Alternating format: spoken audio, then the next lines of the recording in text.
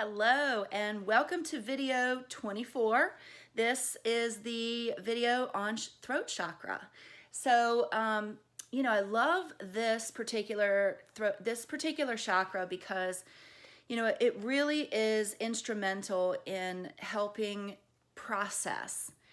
We talked in the heart chakra video about the fact that that is sort of like the fourth chakra is the midway point to the upper three that really deal more with the spirit side, and the lower three that really deal more with the grounded 3D, earth side of our existence here. And, the throat chakra is where we really deal with expression, and expression, a balanced throat chakra and balanced expression has an equal amount of actually speaking and listening. The communication without someone listening, communication isn't communication. It's just, talking. But to communicate means you're speaking in a manner and someone is listening in a manner. So being balanced in your throat chakra is both speaking and listening. So I think that's an important part that a lot of times we don't think about when it comes to the throat chakra. We think throat chakra, oh, that's all about expressing.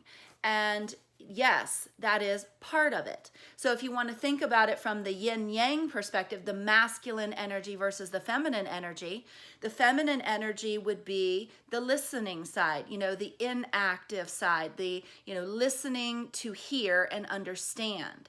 Whereas the masculine side would be the expression, the crying, the screaming, the yelling, just the getting it all out, or, just regular communication as well. So that would be the masculine side of it. So in order to be balanced in your masculine and feminine energy within the throat chakra, you've got to have that equal opportunity to listen as well as to be heard.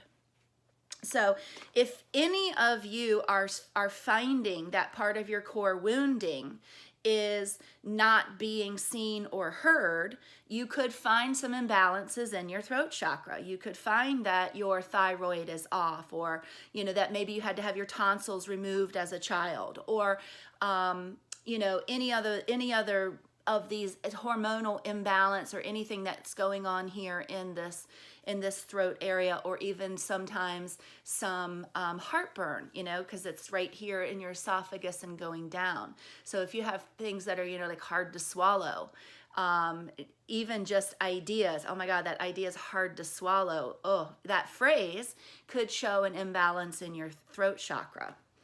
It's interesting as an intuitive coach, when I'm working with people that have an imbalance, a really heavy imbalance, a lot of times my throat chakra will start to get, and I'll start coughing and, having to clear my throat and so forth. So that's usually a pretty good sign to me if somebody does have an imbalance there that needs to be worked out. So here's the affirmation for throat chakra, and this is kind of the crux of what I want to talk about in this video. It says, I speak my truth with confidence and care. So remember, an overcharge of throat chakra is, excess talking as a defense, inability to listen, gossiping, a dominating voice, and interrupting. So, don't think that all communication, that all the things that come out of your mouth are coming from confidence and, are helping you clear and purge. You can have an overcharge and over excess energy in your throat chakra, and that's how it will present and show up. If you have a deficiency, then of course that's the opposite. Fear of speaking, weaker voice, being shy, introverted, difficulty putting your feelings into words, and even so far as being tone deaf. You could have an imbalance or a deficiency of energy in your throat chakra. So a healthy amount of confidence is the key. And if you remember, we worked on self-esteem in the solar plexus chakra. So that's how you're feeling on the inside about yourself. But the confidence in expressing yourself comes through the throat chakra. So they're going to work hand in hand. You have to have the self-esteem first. Then we need to be able to get you the confidence to speak, as well as know that when it's time to listen. So being heard and hearing others, confidence gives you that, that ability. So let's talk about confidence for a second, because confidence is, of course, it's an inside job. And so there's this process of confidence journaling.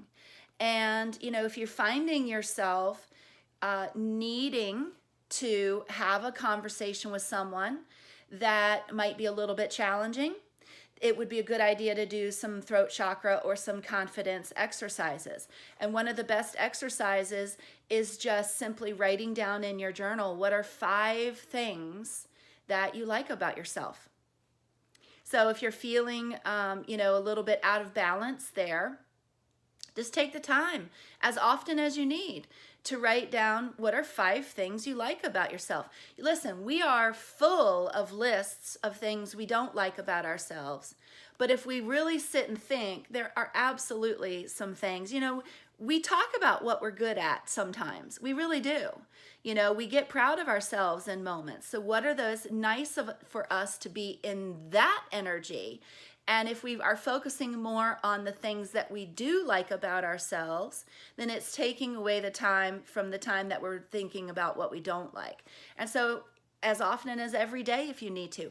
But most definitely if you're in a situation where you have to do a presentation at work, or you have to have a tough conversation, or you need to talk to your kids about something that's maybe a little bit difficult, do this confidence exercise with yourself, do it with them, have the conversation that you need, because when your energy and your vibration are high, it's easier to be in that, you're going to be in that positive state of mind. You cannot be in a state of love and fear at the same time.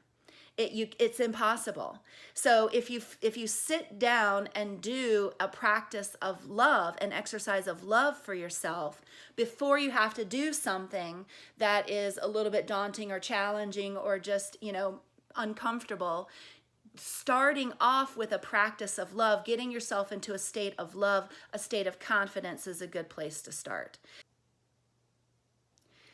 So I would love to hear about what are the 5 things that you like about yourself in your journal. Go ahead and write it, share it in the Facebook group. So I'll see you in the next video.